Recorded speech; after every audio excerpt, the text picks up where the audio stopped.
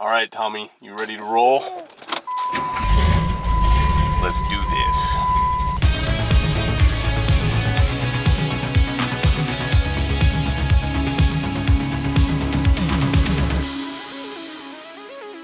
All right, big boy, you ready to go on your first shopping adventure?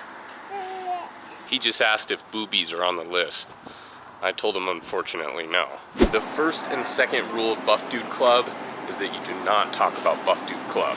The third rule is always have a plan of attack. So, we got our list of foods we're gonna get here. We're gonna go down one by one. The romance, the adventure of choosing from foods gathered from the four corners of America, and indeed from all the world. All well lighted for selection, arranged for time-saving as well as money-saving selection.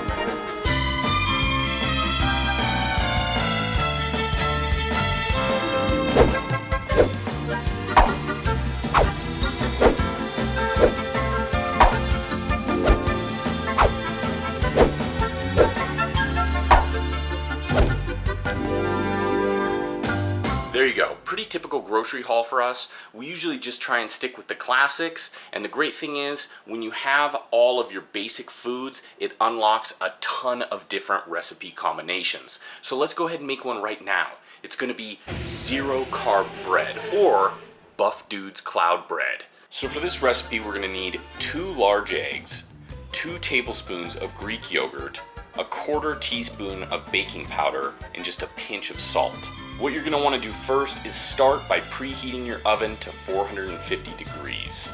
Now go ahead and take 2 bowls. Separate your egg whites into one bowl and then place the yolks into the other. Next, add the yogurt to your yolks and whip them until they are smooth and creamy. Now add the baking powder to your egg whites and blend them for 2 to 3 minutes until they are fluffy and stiff. And also, you got to remember, when blending, you're going to want to go ahead and use a mixer. I tried to do this with like a spoon or a fork. It just doesn't work quite well enough, even if you got that really fast Buff Dude strength. So you want it really fluffy. They're called cloud bread for a reason. Pour the yolk mixture into your egg white bowl and add that pinch of salt. Now, with a gentle hand, fold all of this together. Scrape the sides of the bowl and fold it over the center. Scrape and fold, scrape and fold. Once it's all blended together, take your baking sheet and place some parchment paper over it. We're going to go ahead and use a 1/4 measuring cup and scoop 6 portions out onto our baking sheet. Once you have all 6 on your baking sheet, place it into your preheated oven and bake for about 12 to 15 minutes. It's been about 12 minutes.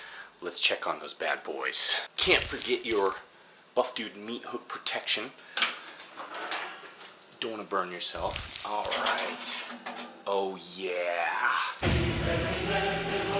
That looks good and that smells good. You'll see they kind of merged. They weren't supposed to look exactly like that, but hey, I gotta be honest, it's kind of hard to make a recipe while filming this all by yourself, but I did my best. And the important thing is they look like they're ready to eat. Now these are absolutely delicious on their own. You can just eat them. You can drizzle a little bit of agave over them. But we're going to switch it up a little bit, make it a little bit more filling, and we're going to make some BLTs to use these with. So let's go ahead and cook a little bit of turkey bacon, add some tomatoes and spinach, then make ourselves a Buff Dude sandwich. Well, what started as a little bit of an accident turned into a great thing, because now I have myself 2 BLT cloud bread wraps. It's time to try these things out. They smell amazing. Yeah, the cloud bread is definitely Buff Dudes approved. So, try this recipe out, let us know what you think. And I got a workout to get in, damn it.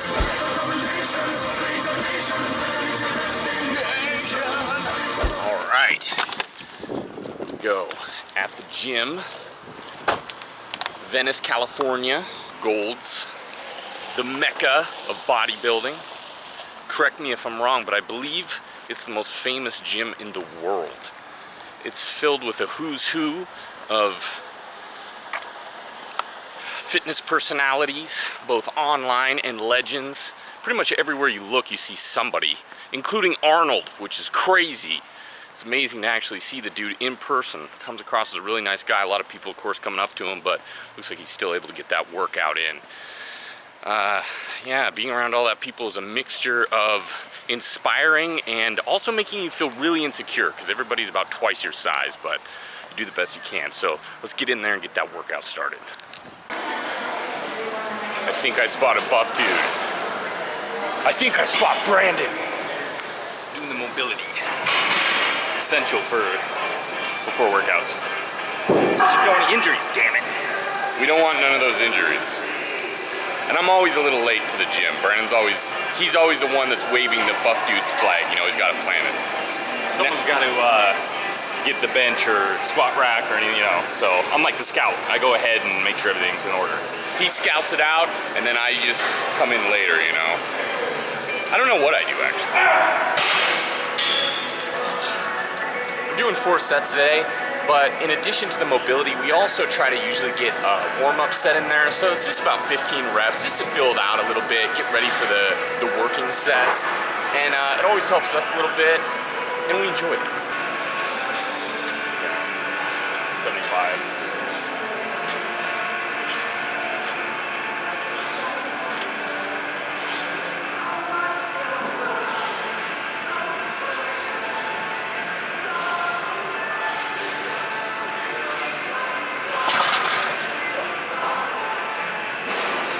Oh, yeah. 275, 8 reps. A little bit different from our prep phase. We've increased the reps just a little bit, and our rest times are going to be a little shorter. They're going to be about 90 seconds. And that can be very important. It's good to take the rest, but it's also good to have a time limit because you don't want to be taking too much time, and that's going to even increase as the phase progresses. So our rest times are going to become shorter and shorter. That way our heart rate stays elevated, and we get those cuts. Which is good. You always got to push to the limit. Incline, closed grip, barbell press. Excellent alternative to one of our favorites, which is the kneeling landmine press, which you would use with a barbell. If that's not available, feel free to do this one. Excellent exercise for the clavicular portion of the chest. Hell yeah. When you're performing these bad boys, try to push those weights together as you're doing it, and you get a nice isometric contraction in there as well. A little bit better activation in that chest. Now you know, and knowing is half the battle. What do we got next on the list? Chest dips, yeah. And it says body weight, but if it feels a little light, you can feel free to add some weight. So I think we're gonna go ahead and do that today. Nice little trick. You just grab a barbell, squeeze it between the legs. You just grab a dumbbell. Brendan just corrected me and I tried to edit myself, but I'll keep it. Who cares? This is a raw workout. Yeah, a barbell might be kind of awkward if you're to stick that between your legs and try to do dips. Grab a barbell, squeeze it between your legs. Did I say barbell again or dumbbell? I don't know. Not enough oxygen to the brain. And then you rep it out. The heavy artillery is here. Yeah. Hey, I said to grab a barbell. Yeah, well, they're all taken. I hate that. That stage had a lot of right? I'm like, oh. Every time I use my right knee,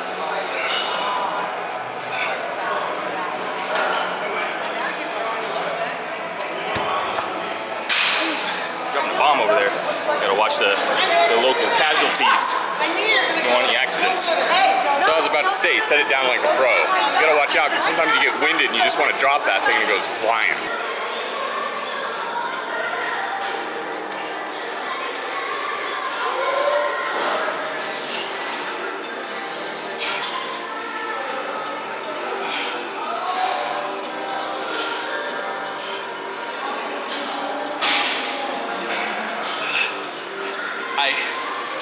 I may need to spot myself on this last rep.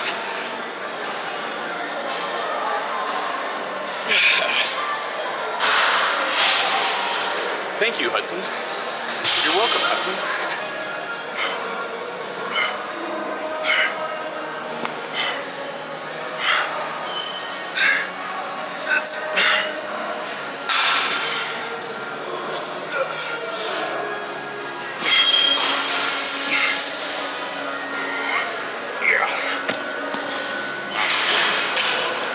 All sorts of destruction. Hats are flying. water bottles are being crushed. Only way we do it. Great thing about this exercise being a unilateral is you can feel free to do a few more reps if you like on the weaker side of your body, which for mine happens to be the right side. So I'm gonna throw a few more reps up now.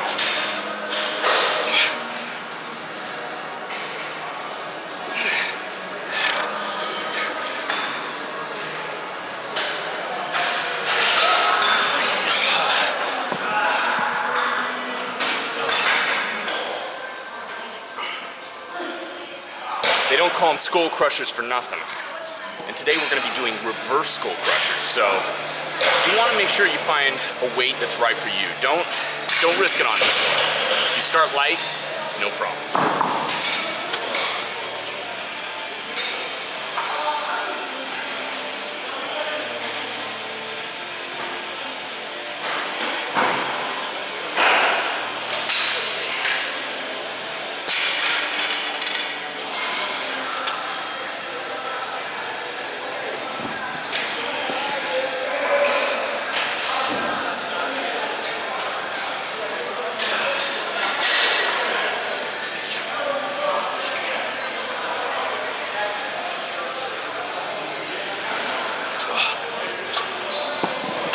Speaking of weight that's too heavy, wasn't able to get exactly my 8 reps in, so I went ahead and switched it up with a little bit of close grip press, which is still working the triceps, which is the muscle group we're focusing on at the moment. So for my next set, I'm gonna go down a little bit.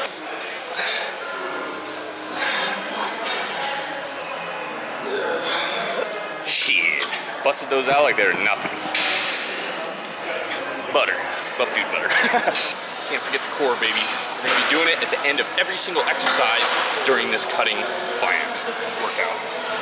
During this cutting workout. No, you're doing it at the end of every workout. Oh yeah, we're gonna be doing it. I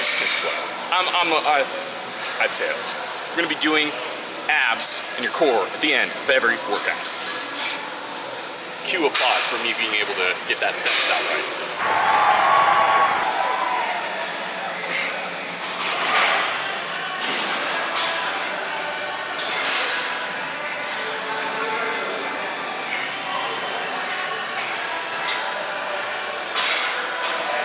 Good visualization of this exercise is just like an oblique crunch, just like an abdominal crunch. See, we both can't talk. An oblique crunch is pretty much the same. So just think of it like you're doing a normal crunch here, but now you're doing it in a lateral sense. So you're laterally crunching your spine in like here. Kind of help you get more activation in there. Having said that, we're done. Actually gonna hit a little bit of cardio now though. 30 minutes, 7.5% incline, 3.5 miles an hour. Let's get it done. Whenever you had a good workout, you walk out of the gym and you just imagine it's exploding behind you. And you don't even look back. You quickly learn in LA that the gym is hard, but navigating traffic can be even harder. I'm actually doing okay, but I've still got a ways to go before I get home. So as I drive home, I want to talk about motivation for a second, being motivated, the lack of motivation, and we're probably going to cue the slow piano ballad music because it's going to get a little sappy. You know, we get a lot of people asking about motivation, how do they stay motivated? And you can watch a million videos, but at the end of the day, really, it's going to just taking you wanting to do it. You may have tried to motivate a friend in the past, and unless they really have that fire inside them, you can kind of provide the spark, but they're really going to have to fan the flames. Because in order for someone to want to accomplish something, they really want it. And unfortunately, sometimes when you do want it and you do start to fan those flames and you start to see it grow, you can do something like jump on social media and immediately a big bucket of water is thrown on that fire, because in this day and age, you jump on social media, you're probably going to be seeing the top 1% of people in the fitness field in the world, which can be really depressing sometimes, honestly, because you feel like you're doing good. Maybe you're just getting on a plan or a routine and you're thinking, you know, I feel pretty good about myself, my physique, my health, and then you jump online and you just see these super bodies. I gotta say, it's happened to me before, where you look online and you go, oh my God, how could anyone get to that level? And more importantly, how could I ever get to that level? But you gotta remember, it's you versus you at the end of the day, and that's really what's important. It's about setting those goals, it's about being realistic about those goals, and you can absolutely have somebody to look up to. There's nothing wrong with that at all. But at the same time, you wanna set those realistic expectations where you don't get too disappointed with yourself. Please don't get too disappointed with yourself. Speaking of LA, something's up. There's always a siren going on somewhere. Maybe that cop was gonna pull me over. He's like, dude, you're just getting way too sappy. Somebody call the ambulance. But to wrap it up, there's a great quote, and it's, don't compare your behind the scenes to other people's highlight reel. And I try my best. I'm not always able to do it, but I try to live my life by that, because you don't know where they are in comparison to you at any given point in time. You don't know if maybe it took them 3 hours and 400 photos to get that perfect shot. Be happy with your progress, and remember that don't think that you have to live up to somebody else's expectations. Okay, Hudson's 3-minute motivational car ride speech is over. So we had the big dude cardio, and now we're doing the little dude cardio. Oh yeah. Next episode is gonna be very exciting because we got a whole bunch of food, but what do we do with it? Especially for people with busy schedules, like I'm sure a lot of you out there. So we're gonna be all about meal prep. How to meal prep, what to meal prep, and also some of our favorite meal prep recipes. So until then, Yats Phobe.